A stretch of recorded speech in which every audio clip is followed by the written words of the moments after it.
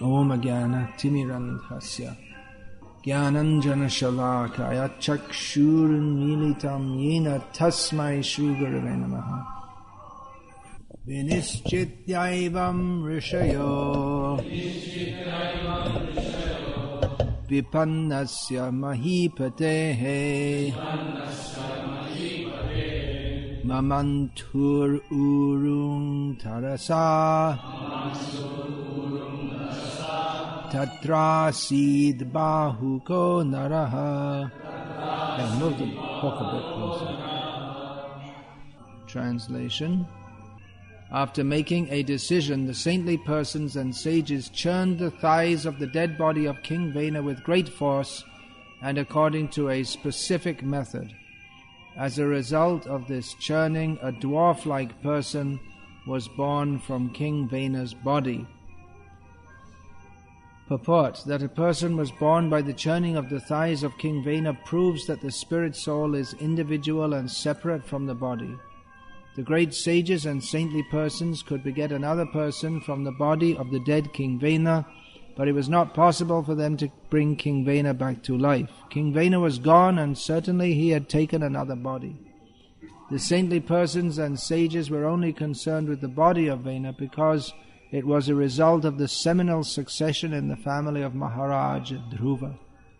Consequently, the ingredients by which another body could be produced were there in the body of King Vena. By a certain process, when the thighs of the dead body were churned, another body came out. Although dead, the body of King Vena was preserved by drugs and mantras chanted by King Vena's mother. In this way, the ingredients for the production of another body were there. When the body of the person named Bahuka came out of the dead body of King Vena, it was really not very astonishing. It was simply a question of knowing how to do it. From the semen of one body, another body is produced, and the life symptoms are visible due to the soul's taking shelter of this body. One should not think that it was impossible for another body to come out of the dead body of Maharaj Vena. This was performed by the skillful action of the sages. Another decision is made by the rishis, the saintly persons and sages, on what to do next. Seems they hadn't planned this in advance. It was a desperate situation. We see that when Parikshit Maharaj committed an offense to the father of Shringi, whose name was? I'm forgetting.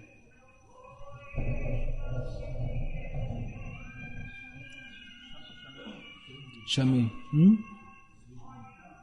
Yeah. So, the father, he rebuked his son. Why are you treating the son responded by cursing the king to die, and the father was very upset. Shamikarish, was it? He was very upset. How can you pronounce such a curse on the king? That in itself is a highly sinful thing to do. Because the king is the upholder of the Varnashram institution. It's like a father to the citizens. And in the absence of the king, then all problems become present in human society.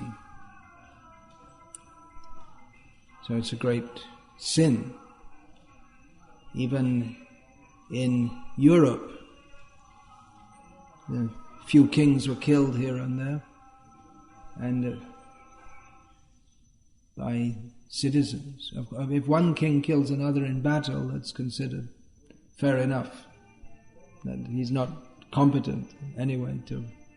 If he dies, well, the next king comes in. One king can kill another. But if the citizens kill a king, that's considered very sinful. That was considered sinful even in Europe. There's even a word for it in English. Regicide means to, just like homicide means to kill a man, so regicide means to kill a king. Then it became more or less normal. They made a habit of it in various places.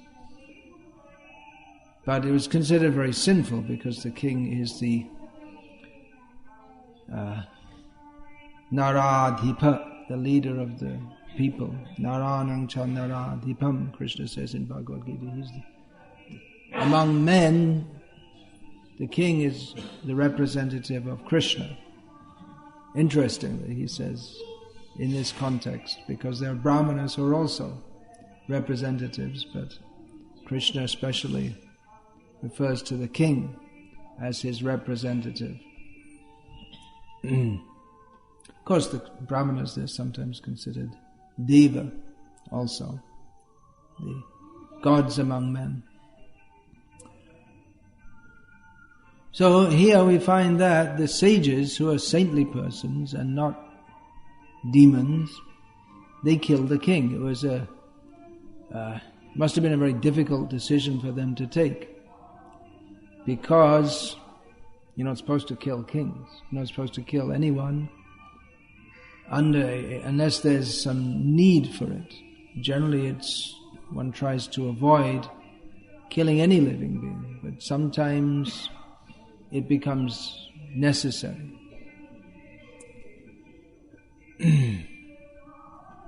But as much as possible, it should be avoided.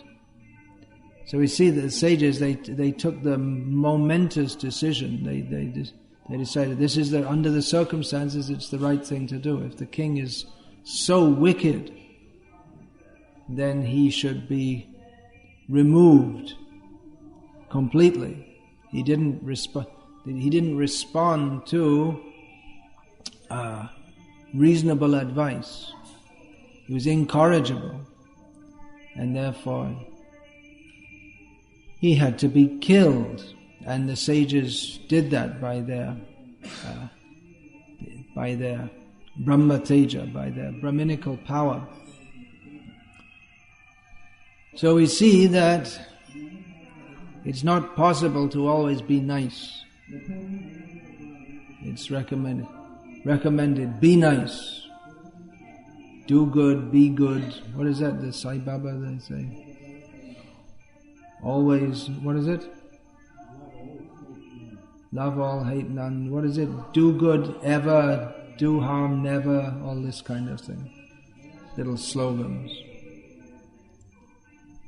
So the idea that we should always be nice is actually a very dangerous idea. Because if you're nice to people who are not nice, then you end up in a lot of trouble. And that's a problem in the modern age, because of course this statement may be considered a politically charged statement, but there are considerable sections of what is called in India a minority religion, who are determined to be nice in their own way, which is not considered nice under any normal human conditions. They think they're benefiting society by killing people. But the damn stupid government thinks we should be nice to them. Of course, it's a complex issue, but they're not facing the fact. And not only in India, but in many countries of the world, they're not facing the fact that in this minority religion, of course it's not minority everywhere, but there are many members who are trained to be hateful towards others, even from childhood. Some of them are trained just to kill the kafirs. So it doesn't make any sense to show niceness to such people. So that was the decision that the sages took, and they killed King Vena because he was incorrigibly wicked. they made that decision. And it appears they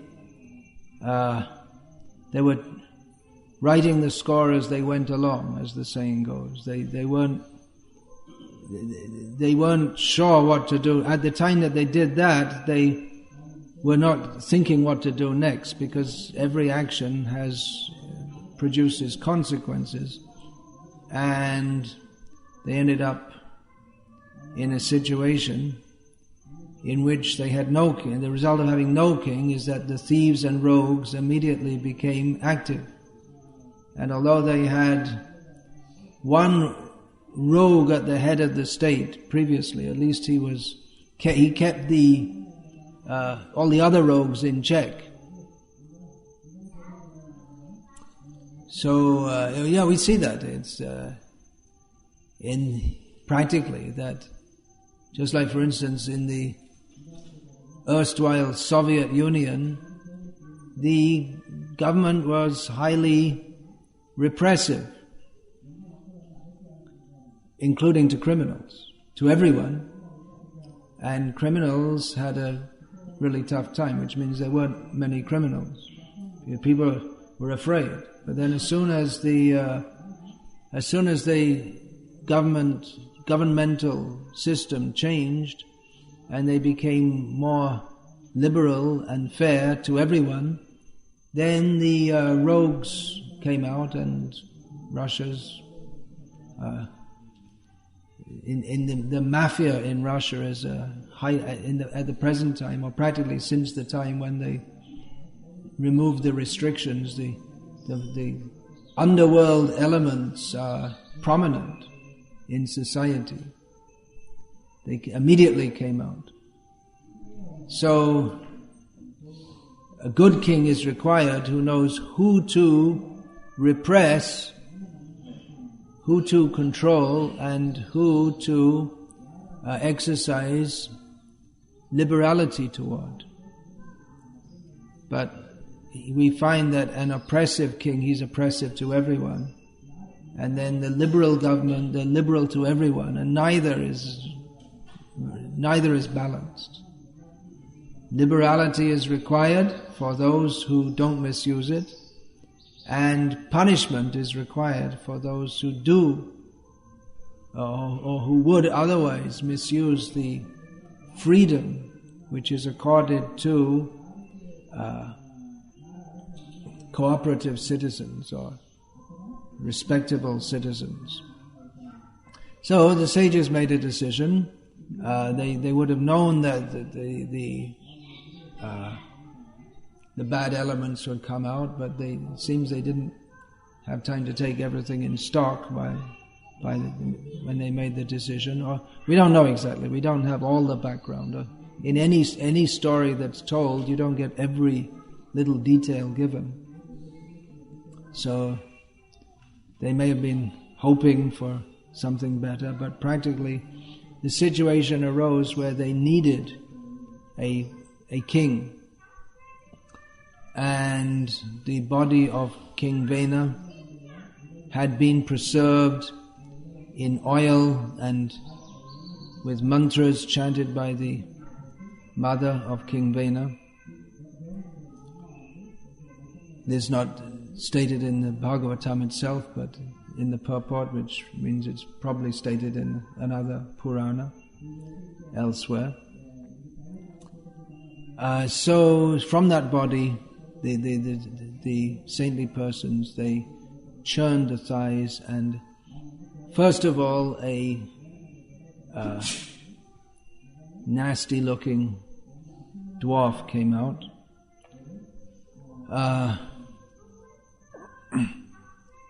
The sages, they made the decision that we will produce from the body we will call forth a fitting successor of Dhruva Maharaj, someone who is worthy to rule.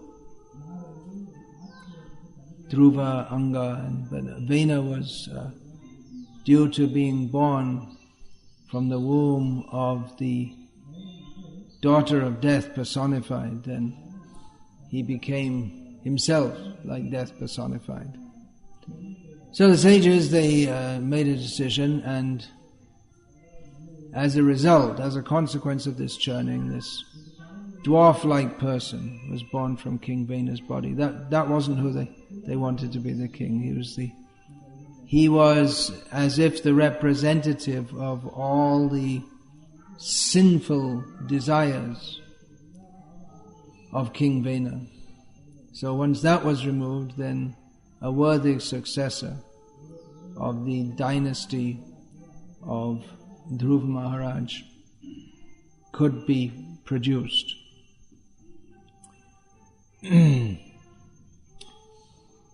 We find in Bhagavad-gita, Lord Krishna speaks of divine and demoniac qualities, abhijato si pandava. Mashucha sampadam daivam abhijato si pandava. Don't worry, Arjun. You are born with the divine qualities. I'll describe the demoniac qualities, but you don't worry. I'm not blaming you. I'm not talking about you. You are divine. You are born with such qualities. And the demoniac qualities are described as people are born with such qualities. Of course, qualities can also be imbibed by association. It may be that someone is basically not of very good qualities, but if they associate with people of good qualities, they can imbibe those good qualities, and vice versa. We see that people who have basically good qualities, by associating with low-class people, they also become devoid of good qualities. So there are different factors. It's an ongoing discussion within the fields of psychology, sociology. Are people... Well, it's not so much ongoing. They've more or less decided that everyone is born equal, but by association and training, they turn out the way they do. Still it's accepted. Otherwise, why are they so busy or wanting to do cloning? So it's accepted to some extent that character depends on birth, and in the modern understanding, that is according to one's genetic, inherited genetic patterns.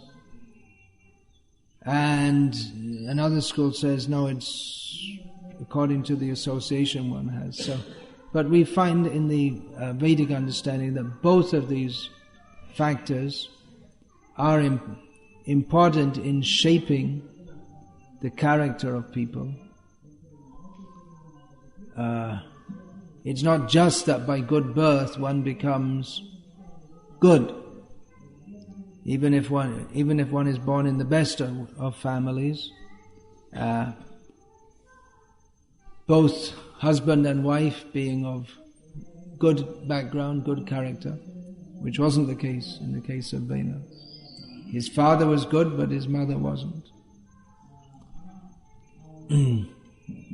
So, even if one is born of good parents, still training is required. It's not just that they automatically become good, but one is born of good parents, and they send the child at a young age to be trained by an ideal person, with the idea that they can also become an ideal person by such association and training. Traditionally, the gurus would accept children of a good background. Generally that would be a Brahmana family. Brahmana or also Kshatriya, Vaishya, but for deep training in Shastra. That was especially for the brahmanas. So we find in the case of Satyakama, he wasn't, well, we don't know what family background he's from, but apparently Shankaracharya says, well, he must have been a brahmana, but it seems not. At least the character of his mother seems to have not been very good. It definitely wasn't very good, and that's the whole point. But he was accepted as a brahmana, unusually. Generally, it's if you're born of a good family, then you must be fit material for shaping. Just like certain clay is good for making pots. Not any, you just can't pick up any earth anywhere. If you try to make sand into pots, then you're not going to be successful. It requires a certain kind of clay that can be shaped. And it would, if you try to shape sand into pots, then it's not going to work, however expert the potter may be. But pots cannot be made of sand. And among clays there may be some which is better than others, but it remains clays that may be suitable for making pots. Among the clays that are suitable for making pots, some may be more suitable than others. But an expert potter, he can make a good pot, even out of a less suitable clay, but not out of sand. No one makes pots out of sand. So in the same way, those who are born from a good family, one that's followed the Vedic principles that was discussed in the previous verse, the purificatory processes beginning with Garbhadhan Sanskar. Sanskar means purificatory process. Then it is expected that they will give birth to children who are fit to be shaped, fit to be trained.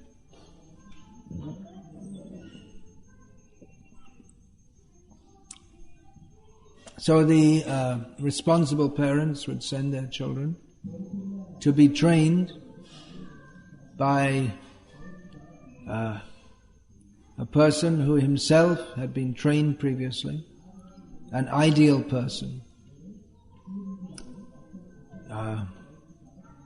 There would be the guru. Later in life, it's possible that one may accept another guru also. There may be one who teaches one a good character, general knowledge, but then for one's spiritual uplift, one goes or one goes to a guru, just like for deeper spiritual understanding. Just like we see, for instance, that Chaitanya Mahaprabhu, his guru, who was in his childhood, was Gangadas Pandit. But later he took spiritual initiation from Ishvara Puri. So general education was there, in knowledge of Shastra. And no doubt Gangadas Pandit, any guru will impart just mainly by their own behavior, they will impart how to behave, various usages, behavioral usages. But for spiritual upliftment, Chaitanya Mahaprabhu surrendered at the lotus feet of Sri Ishvara Puri, who taught him what Gangadas didn't teach him, the essence of life. So such gurus, it's more common to find a guru who will teach knowledge, the basic knowledge. I mean, there's a class in human society of the Brahmanas who will, among the Brahmana class, there are Brahmanas who teach young boys. They give them their basic education. But there are others they may be quite rare. Durlabha Sadguru Devi. It's very rare to find kind of guru who will give tadvijnanartam, the vijnana, the realized knowledge, by which one can become free from birth and death, and even beyond getting free from birth. What could be beyond that? Most transcendentalists cannot even perceive that there can be anything beyond getting free from birth and death. But even far beyond that is Krishna consciousness, pure devotional service. So such a guru is very rare, and if one can get one, then such a person can transform one. It's a transformational process. Vena, he was not capable of being transformed. It was not possible to transform him. The sages tried. They tried to give him good advice, but he didn't listen. He became offended by the sages. He became offended by everyone, pretty much, if there's life. Even for no reason, he would kill people, just for fun, so to speak. So he became offended at the suggestion of the sages that he, Vena, should worship the Supreme Personality of Godhead, but he misquoted Shastra to say that, well, I'm the Supreme. You should worship me. So he was incorrigible. And Bahuk also was presumably incorrigible. Chaitanya Mahaprabhu, among all the avatars, he is the best. Although they're all the same Supreme Personality of Godhead. But Chaitanya Mahaprabhu is the best because he transforms the hopeless cases. Those who are fit for neglecting at best, or if necessary, killing also. If you really want to be a demon to the full extent and you practice hard enough over enough lifetimes, of course your lifetimes, they get interspersed with long sessions in a very nasty place and in the lower species of life. But if one is really an eligible demon, if you become really eligible enough, you can get killed by the Supreme Lord. And then that's it. You get liberation. It's not a recommended process to get liberation. It's risky, and it's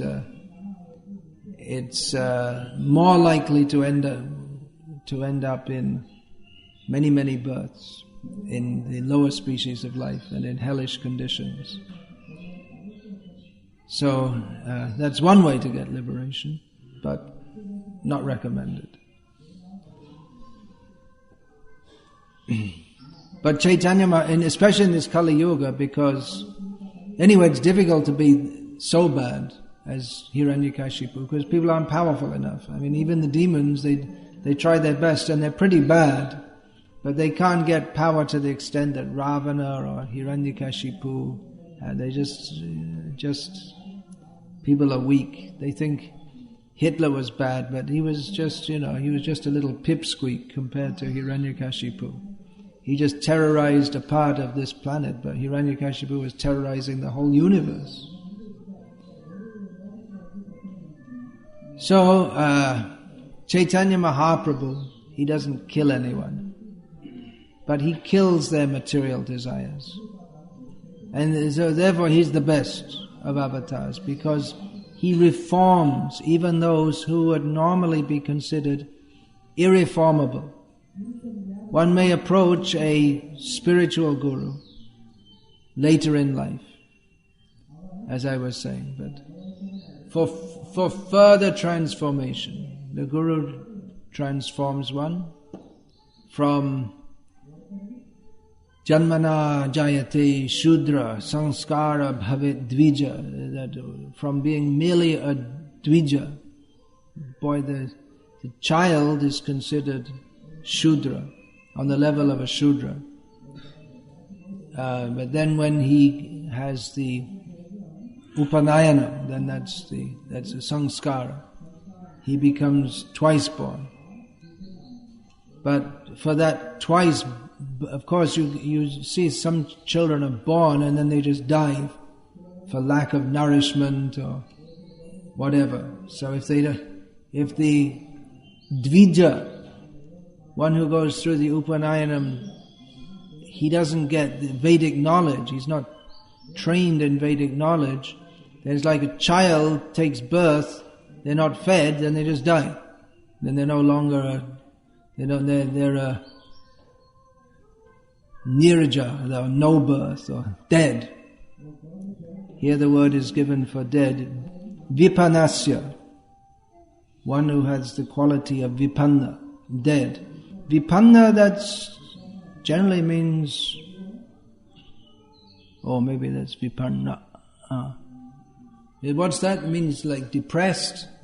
We find in Chaitanya Charitamrita that's often used, that word. What does it mean? Do you know that word?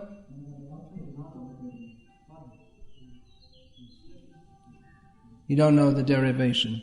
Okay. Anyway, here it definitely describes the decidedly dead king. He was quite dead. I mean, sometimes you're not sure, but they were sure. He was completely dead. So, the one may go through the Upanayanam samskar and become a Dvija, but then if one is not trained in Vedic knowledge, then what's the point of? It's just like, what's the point of giving birth to children if you don't feed them and nourish them? So what's the point of giving anyone Upanayanam samskar unless you train them in Vedic knowledge, which goes on today. Usually the Brahmanas, they club the Upanayanam samskar together with the marriage because it saves money. But it's all meaningless because they're supposed to have Upanayanam samskar, go for training and then come back and get married. But it's just become a formula. It's just a ceremony. But they're not actually twice. Actually, they're getting married at the age of 98 or something, whatever age they get married these days. Usually, 28 at least, usually. And anyway, they're past the age for Upanayanam. That's stated in Shastra. They're by the age of 16 at the latest, if they don't have the Upanayanam, then they're just Shudras, finished. There's no question of reformation. So, the Vedic knowledge has to be taught to them. Then, Veda patet bhavet vipra. Then they become vipra, or learned person. But still, they may become learned by that's transformation. Upanayanam samskara. It's a samskara. A transformation. But the transformation comes by the education. But then further transformation has to take place if they're actually to become a Brahmana. Brahma janatiti Brahmana. If they know Brahma, then they become a Brahmana. Brahmavid Brahmaiva bhavati. By knowing what is Brahma, they become Brahmana. Or they become Brahma. They become of the quality of Brahma. So one may approach a guru. That's not forbidden for further intense spiritual understanding. We see in the modern age that people often they come to Krishna consciousness after a life of kusanskar or bad impressions. So people are coming more like bahuka, full of sinful desires. But there's the desire to become transformed. By the mercy of Chaitanya Mahaprabhu, that is possible. Dina hina joto chilo, hariname udharilo. This Chaitanya Mahaprabhu's process. That even those who are very fallen and sinful, they can be uplifted. Which wasn't considered generally possible in previous ages, or possible by a very slow process. That those who are sinful but not the most sinful, they get born in a Shudra family, and by serving the higher castes, then they become eligible in the next birth to take birth in a family where they're not so if they're not too bad Shudras, if they don't steal too much or indulge in too many activities which would be considered grossly sinful for others, then they can get a higher birth, and then they can gradually go up and up and up and gradually take birth as a Brahmana and eventually attain perfection after many births. So the Varnashram system is a system of gradual purification. But Chaitanya Mahaprabhu's process it's virtually instant. Often devotees say, well, I've been chanting for so many years, still I have so many bad things in my mind, and it doesn't seem like I'm making any progress, but they forget that. And normally to go from the position that we started off in, we wouldn't even be allowed, we wouldn't be accepted as candidates at all for accepting a guru or being trained in spiritual life. They're totally unqualified, not only unqualified, disqualified. So Chaitanya Mahaprabhu's mercy is thus that there can be transformation if one wants it. That's one can advance as much as one desires to. If one doesn't submit himself for training and purification, then ipso facto, you can't be trained or purified. It's not just, many devotees approach me and ask for blessings. I get a bit fed up of it. Blessings, there's this idea, just some kind, like in the Shakta Sampradaya, Shakti part, you just and all of a sudden you get some electric shock, something like this, and then you become transformed. Just like in modern Bengali folklore, there's the story of how one Gadadhar Chattopadhyay, otherwise known as, anyway, I won't say his name, certain Paramahamsa touched his disciple who felt a flow of current into him, and it was so powerful that he passed out, and then he woke up after some time to see his guru, so-called guru, crying, and he asked him, why are you crying? Because I gave everything I had to you. Nonsense. So people are asking for blessings, just blessings. I'll watch TV and eat kami food, and you bless me and I'll become Krishna conscious. It doesn't work. We have to do our work. We have to make our own decision to be Krishna conscious. The blessings are there if we are serious to take to Krishna consciousness. But if we're not, then as much as we may make a show of asking for blessings, then we won't get them, because or even if we do get them, we have to take them. The blessings are there in the form of instruction. So transformation comes by accepting the process that is given by saintly persons and sages. And if we don't accept it, if we resist, no, I can't do this, won't do that, then it's not going to happen. So the sages, they, by some process that we are not aware of nowadays, they brought to life from the dead body of King Vena a dwarf who was the embodiment of many sinful desires. Srila Prabhupada writes here that it was not astonishing that a person came out of the dead body. Prabhupada writes it was really not very astonishing. It was simply a question of knowing how to do it. It's an interesting comment because that's what the mundane scientists say. They presume that there is no God, and that what God-believing persons ascribe to God or supernatural occurrences.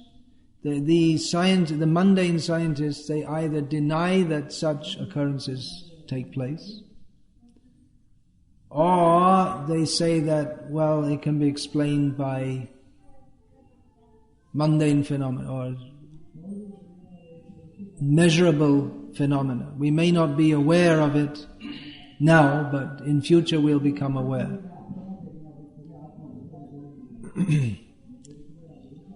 And they say that, well, if something, what we see as astonishing, takes place, then it must be some material process, and it's just a matter of knowing how to do it. If you don't know, it may seem like a miracle. But if you do know, it's just normal. Just like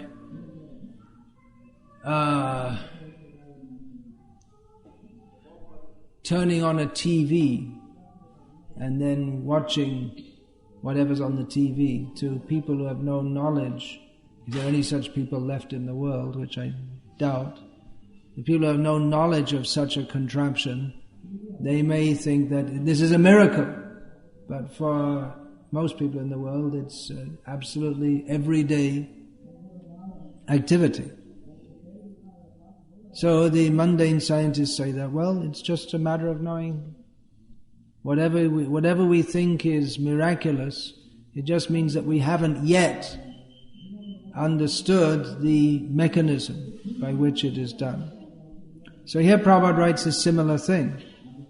It's the sages, they were able, by churning the thighs of the dead body of Vena, they were able to produce another body. So Prabhupada said, well, it's not very astonishing. It's a material, mechanical process. We can't imagine it in the modern age, how that can be done, but it was able to be done. And Prabhupada, he doesn't question it. He doesn't say, well, that's just ridiculous. It's just one of those silly things written in the books of Hindu mythology. He doesn't say that. He say, yeah, it took place, but so what? The people, modern scientists might say, well, that's not possible. It's just a ridiculous story. How from a dead body, a living body was produced. But Prabhupada said, well, why not? They know how to do it. They did it. You don't know how to do it? You can't do it. But Prabhupada didn't question the possibility of that. And he writes, one should not think that it was impossible for another body to come out of the dead body of Maharaj Vena. Don't think like that. Prabhupada warns us. Don't think that this is just some made-up story. It's possible, just we don't know the science, that's all. So, Hare Krishna. Any question, please? Srila Prabhupada wants to re-establish Varnashrama. So that is like... Srila Prabhupada wants to establish Varnashram. Yeah, I'm guessing what your question is. That is it going to be like the old system that we have families of brahmanas in which in those families they generally produce brahmana stock and the kshatriyas will produce kshatriya stock? I don't know. To re-establish such good family lines seems to be a very tall, a very, very great challenge to do so, considering that previously the lines were preserved so well, and definitely in outside of India they're completely mixed up. I mean, anyway they're fallen, and then they got mixed up completely. So there's no saying by birth who anyone is. That's why maybe that's one reason they think everyone's equal, because everyone's at the lowest possible standard, so everyone's equal. But up to the present, there's still the vestiges of the caste system are going on in India, and we do see that there's still some tendency within the castes, I would say. This is my personal observation, which I could probably be imprisoned for saying if I said it publicly. Probably. There's probably a law like that if I said that, well, generally we see that those born of the Brahmana caste, they're more intelligent, generally speaking, and piously inclined, and people from a very low caste background, they tend to be less intelligent and somewhat gross. And people from, that's very prominent, the Vaishya families. We still see people from Vaishya families. They're very natural and tendency toward making money. That's still very prominent. Just like, for instance, in Gujarat, the Patels. Patel means a farmer and businessman, and still that's what they do, and they do it very well, actually. I mean, they're naturally inclined to. Of course, you get Patel doctors and university professors and deputy prime minister. What was Sardar Vallabhbhai Patel? What was his designation? Anyway, he was a politician of sorts. So, but in general, well, that's just an example. And here in the south, it's the Chettiars down here. They're the business community, and so they're naturally inclined to that, and they naturally take it up. So maybe in India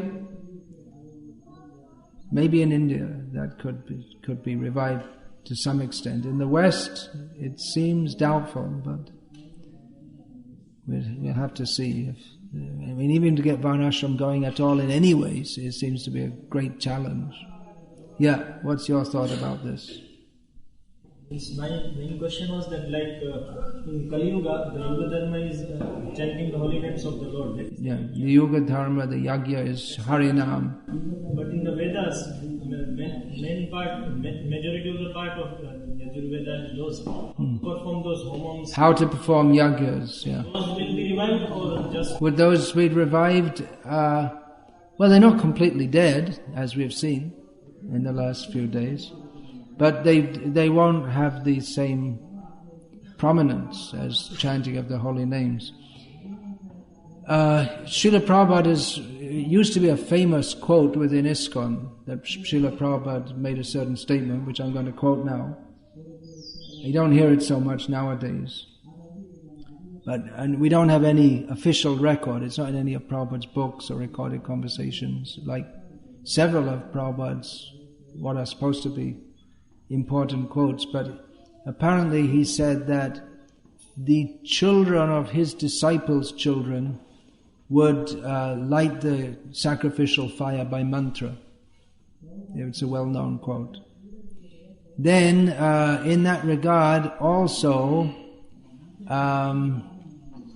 when I was in the pit for the Bhumi Puja 2 days ago, the Priti Vardhana Prabhu, he asked me to, having put me through the ceremonies, which were also much abbreviated actually, even from, well, like for instance, we used, just by showing water, we did the offering the dhoop and deep and all these pushpa and all the other things. And we, maybe if there'd been more time, it wouldn't have been that difficult to offer an actual, all these things. But But then he asked me to, or directed me to pray to Ananta Shesh to manifest himself and to support the temple. I can't remember exactly what he said. And so when I did that, then he asked, well, shall we ask everyone present to pray for Ananta Shesh also? I said, Kirtan is going on, everything is accomplished, everything is complete by Harinam. So he asked me if he should, and my opinion, I wasn't ready, to pull out all the Shastras and have a look and see, but that was my immediate response, that Harinam is going on, everything is perfect by Harinam. So it's not that all the Vedic usages will be stopped because Harinam is there. And it would appear that Srila Prabhupada wanted that there will be a class of Brahmanas who are expert in performing various ceremonies. For instance, these sanskars, Srila Prabhupada definitely wanted them introduced. Who will do that? It requires a pure person to do so, to perform the sanskars. Their role is somewhat akin to that of this famous word, a ritvik. They're not the actual guru of the person, but they perform the ritualistic function for him. So it's somewhat akin to that. But ritvik, by the way, I'm using in the original sense of the term, which means someone who performs a sacrifice, or one of the priests in performing the sacrifice for others. So it's not the idea that you get any slob can come along and be a ritvik, or it required to that. I mean, if they say no one's qualified to be a guru according to Shastra, well, no one's qualified to be a ritvik either, because the qualification to be a brahmana is it far surpasses a brahmana fit to perform sacrifices. It far surpasses what most of us are any level that most of us are on, apart from our chanting of Hare Krishna, which covers all other disqualifications and awards all qualifications. So one can be a brahmana, a yajnik, a ritvik, a guru by one's nama-nishta, one's faith and attachment to the holy name of Krishna. So, there should be expert brahmanas, but their expertise and their ability, everything will, as in any age, it will depend on the mercy of Krishna, but the considerable lack of qualification compared to previous ages is made up by the one great qualification of faith in the holy names of Krishna. Yeah, much more could be said about that. That's a general principle, but it could be elaborated more. Yes, please. Given almost no one has the purity as Srila Prabhupada. Almost no one has the purity of Srila Prabhupada. I would leave the word almost out of that. It's that, or the tremendous stature or spiritual stature of Srila Prabhupada. Yeah. No one, we don't see anyone who's on that level. I'm cutting you out. I'm impure, that's why I'm doing it. Forgive me. Yeah, then. For the devotee families who don't have such purity, is adoption, if they cannot produce a child, should they adopt a child? Should families who cannot produce a child, devotee families, should they adopt a child? What's that got to do with the point about Srila Prabhupada's purity? He made devotees from people that were with all this Western culture. He brought... people without any background of any purity, he made them devotees. If they don't have such purity, should they adopt children? I don't. How's that come? Who are they going to adopt? Another from another Mleccha family, or what? Bring Indians? Adopt children of Brahmana families? Orphans? Well, orphans. Or what's the guarantee that they're going to be from good background? No, by chanting the holy names, purification is there. See, there may be so many bad things in the heart, but by the commitment to chant Hare Krishna, that factor is so overwhelming that if we're actually committed to chant Hare Krishna, then despite all the bad things in the heart, one is considered a pure devotee in the sense that one's commitment is there to be a pure devotee. And it's only a matter of time before those bad things go away. So one who's chanting Hare Krishna with sincerity, even though they may have so many bad impressions in the heart, they're in a better position than someone who's maybe pure in heart in a previous age but doesn't have that faith in Krishna. And we see at the present time that there's still people of good Brahminical background, very pure families, but if they're not chanting Hare Krishna, they're not as spiritually advanced as people who come from a very bad background and who are chanting Hare Krishna.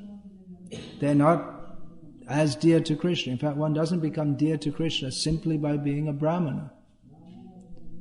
With a non-Vaishnava Brahmana. And we see that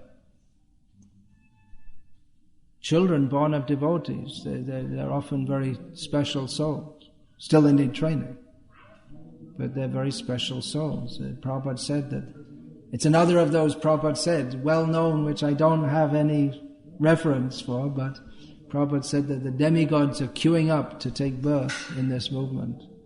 And that's stated in Shastra, in Srimad Bhagavatam, that the demigods, they want to take birth in Bharatvarsha and in Kali Yuga, because Kaling sabhajantyarya gunagya sarabhagena yatra sankirtanana eva.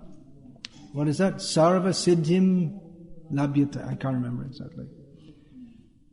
In Kali Yuga is persons who are very intelligent, they glorify Kali Yuga. Because in Kali Yuga, simply by Sankirtan, all that is required, everything is perfect and complete. So in one sense, we shouldn't even be too worried about the impurities. We shouldn't think that, well, I'm so impure I can't be purified. But we should have faith that however fallen we are, we can be purified. But at the same time, we have to submit ourselves to the process of purification. If we think, well, I don't need purification, I'm okay as I am, then we can't be purified. So it's both perspectives should be there. On one hand, we shouldn't be so concerned that in one way we may think I'm very fallen, but on the other hand, we should have faith